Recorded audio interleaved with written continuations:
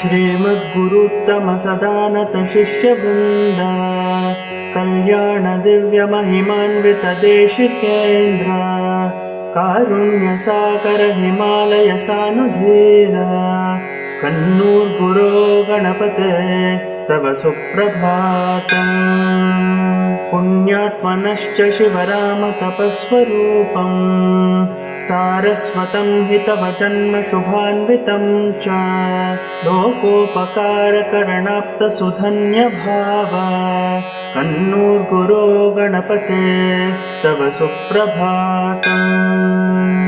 श्रीभावु नाम गुरुदत्त सुभाषिसूसि श्री सिद्धराम करकंज भगोसि नित्यम् श्रीलिंग मध्य गुरुजंगम वंश शोभिन् कन्नूर गुरो गणपते तव सुप्रभातम्।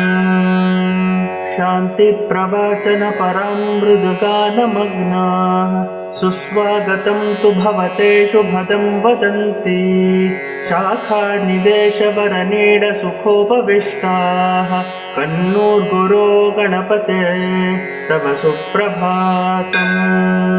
संसारसागर निमग्न जनान् भयार्तान् त्वद्दिव्यपादयुगलार्पितम्